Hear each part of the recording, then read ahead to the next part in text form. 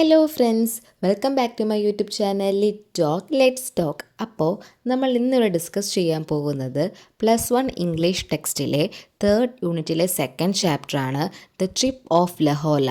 ലഹോല എന്ന് പറയുന്നത് ഒരു ഹോട്ട് എയർ ബലൂണാണ്. സോ അതിലുള്ള യാത്ര അല്ലെങ്കിൽ ലഹോലയുടെ യാത്രയെപ്പറ്റിയാണ് ഈ ഒരു ചാപ്റ്ററിൽ പറയുന്നത്. ഇത് എഴുതിയിരിക്കുന്നത് ഫ്രഞ്ച് ഷോർട്ട് സ്റ്റോറി റൈറ്ററായിട്ടുള്ള ഗേ മൂപ്പസൻ്റ് ആണ്. അതേപോലെ ഈ ചാപ്റ്റർ എന്ന് പറയുന്നത് ഒരു യാത്രാ വിവരണമാണ്. ദാറ്റ് മീൻസ് ഒരു ട്രാവലോഗാണ്. ഒരു ട്രാവലോഗാണെന്ന് പറഞ്ഞു അല്ലേ?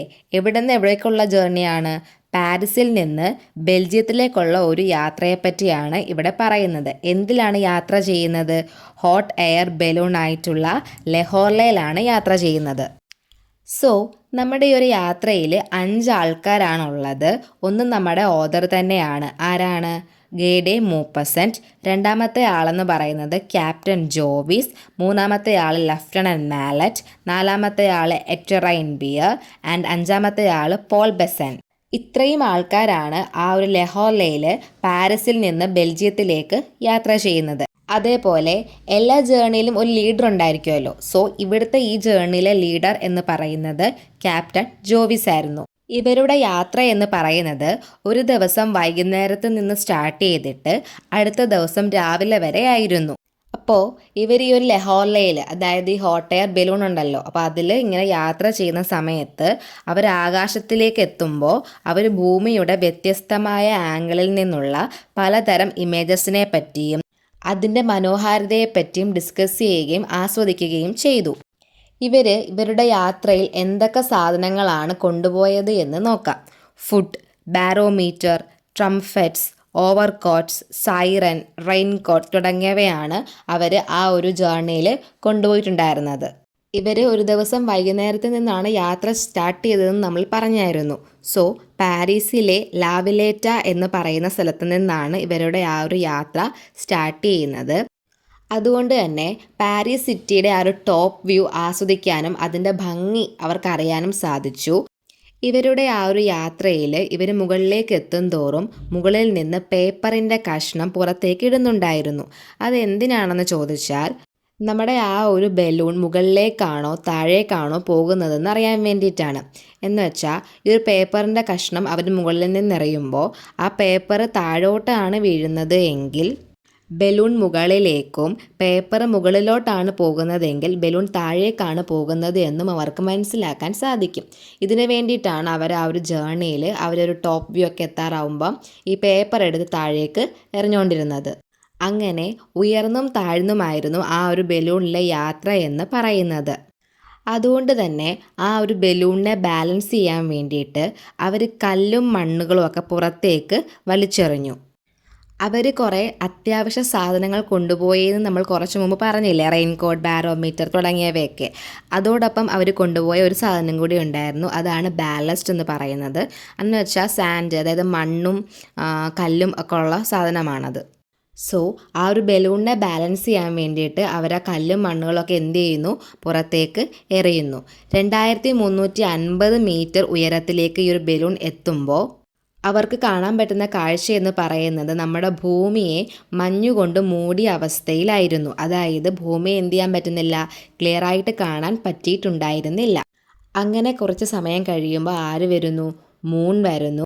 ആ ഒരു മൂണിനെ അല്ലാതെ വേറെ ഒന്നിനെയും പിന്നെ അവർക്ക് എന്ത് ചെയ്യാൻ പറ്റിയിട്ടുണ്ടായിരുന്നില്ല, കാണാൻ പറ്റിയിട്ടുണ്ടായിരുന്നില്ല. സോ ആ ഒരു കാഴ്ചയും ആ ഒരു മനോഹാരിതയും എന്ത് ചെയ്തു? അവർ നന്നായിട്ട് എൻജോയ് ചെയ്തു. ആ ഒരു ഇമേജറീസ് ഒക്കെ അവർ എൻജോയ് ചെയ്യുമ്പോൾ അവരുടെ ചിന്തയിൽ മറ്റൊരു കാര്യങ്ങളും എന്ത് ചെയ്തിട്ടുണ്ടായിരുന്നില്ല, അവരെ അലട്ടിയിട്ടുണ്ടായിരുന്നില്ല. അങ്ങനെ 2350 മീറ്റർ അവരെത്തിയപ്പോൾ ആ ഒരു ബലൂൺ എന്ത് ചെയ്യാൻ തുടങ്ങി? താഴേക്ക് വരാൻ വേണ്ടിയിട്ട് തുടങ്ങി. പെട്ടെന്നായിരുന്നു താഴോട്ട് പോയത്. മുകളിലിട്ട് പോകുമ്പോൾ കുറച്ച് പയ്യെ ആയിരുന്നു പോയിട്ടുണ്ടായിരുന്നത്. പക്ഷേ താഴോട്ട് ബലൂൺ ഇറങ്ങുമ്പോൾ എന്തായിരുന്നു? വളരെ ഫാസ്റ്റായിട്ടാണ് ഇറങ്ങിക്കൊണ്ടിരുന്നത്. അങ്ങനെ താഴേക്ക് വരുമ്പോൾ അവരെന്ത് കാണുന്നു? സൺറൈസ് കാണുന്നു. അതേപോലെ എർത്തിനെ വേറൊരു വെർഷൻ, അതായത് നമ്മൾ വൈകുന്നേരത്താണ് അങ്ങോട്ട് പോയത്. അപ്പോൾ അവർക്ക് എന്ത് കാണാൻ പറ്റിയിട്ടുണ്ടായിരുന്നു? സൺസെറ്റ് കാണാൻ പറ്റിയിട്ടുണ്ടായിരുന്നു. അതേപോലെ രാത്രി മൂണിനെ കാണാൻ പറ്റിയിട്ടുണ്ടായിരുന്നു. ഇപ്പോൾ സൺറൈസ് കാണാനും പറ്റിയിട്ടുണ്ടായിരുന്നു. അതേപോലെ അവർ വൈകുന്നേരത്ത് പോകുമ്പോൾ അവർ കണ്ട ആംഗിളിലെ ഭൂമിയുടെ ഇമേജറിയും അവർ തിരിച്ച് സൺറൈസ് ആയ സമയത്ത് തിരിച്ചു വരുമ്പോൾ ഉള്ള ഭൂമിയുടെ ഇമേജറിയും രണ്ടും വ്യത്യസ്തമായിരുന്നു. അവരുടെ ആ ഒരു ബലൂൺ ലാൻഡ് ആവുന്ന ആ ഒരു സ്ഥലം എന്ന് പറയുന്നത് മുകളിൽ നിന്ന് നോക്കുമ്പോൾ താഴെയുള്ള സീ, ഫീൽഡ്സ്, സ്ട്രീംസ്, കൗ, പെസൻസ് അങ്ങനെ കുറേ കാഴ്ചകൾ കണ്ടാണ് അവരെന്ത് ചെയ്യുന്നത്, താഴേക്ക് വരുന്നത്. ഈ ഒരു ജേർണിയിൽ ലീഡറായിട്ടുണ്ടായിരുന്ന ക്യാപ്റ്റൻ ജോവിസ് ആണ് താഴേക്ക് പോകാനുള്ള നിർദ്ദേശങ്ങളൊക്കെ കൊടുത്തുകൊണ്ടിരുന്നത്. ആ ഒരു ബലൂൺ ബാസ്ക്കറ്റ് അങ്ങനെ താഴെ മുട്ടിയില്ല എന്ന രീതിക്ക് നിന്ന് അവസാനം ഗ്രൗണ്ട് ടച്ച് ചെയ്യുകയാണ് ചെയ്യുന്നത്. ഇവർ ബെൽജിയത്തിലെ കൃഷിഭൂമിയിലാണ് വന്നിറങ്ങുന്നത്.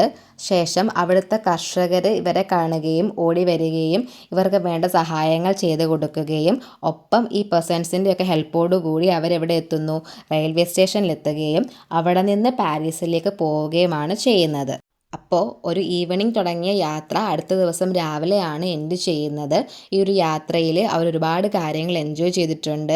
അതേപോലെ എർത്തിൻ്റെ പല ആംഗിളിൽ നിന്നുള്ള പല ഇമേജറീസ് അവർ എൻജോയ് ചെയ്തിട്ടുണ്ട്. ഒപ്പം സൺ സെറ്റ് ചെയ്യുന്നത്, മൂൺ വരുന്നത്, സൺറൈസ്, അങ്ങനെയും കുറേ മനോഹരമായ കാഴ്ചകൾ അവർ എൻജോയ് ചെയ്യുന്നു. ഈ ഒരു ചാപ്റ്ററിൽ നിന്ന് ഒരു 99% ചോദിക്കാൻ ചാൻസ് ഉള്ള ക്വസ്റ്റ്യൻ എന്ന് പറയുന്നത് ലൈവ് TV റിപ്പോർട്ടാണ്. അതല്ലെന്നുണ്ടെങ്കിൽ ഒരു ട്രാവലോഗിനെ പറ്റി വിവരിച്ച് എഴുതാൻ ചോദിക്കാം. സോ അത്രയേ ഉള്ളൂ നമ്മുടെ ഈ ഒരു ചാപ്റ്റർ എന്ന് പറയുന്നത്. നിങ്ങൾക്ക് മനസ്സിലായിട്ടുണ്ടെന്ന് വിശ്വസിക്കുന്നു. നിങ്ങളുടെ അഭിപ്രായങ്ങളൊക്കെ കമൻറ്റ് ബോക്സിൽ അറിയിക്കുക. ഒപ്പം എൻ്റെ ക്ലാസ്സൊക്കെ യൂസ്ഫുൾ ആണെങ്കിൽ സബ്സ്ക്രൈബ് ചെയ്യുക, സപ്പോർട്ട് ചെയ്യുക, ഷെയർ ചെയ്യുക. താങ്ക്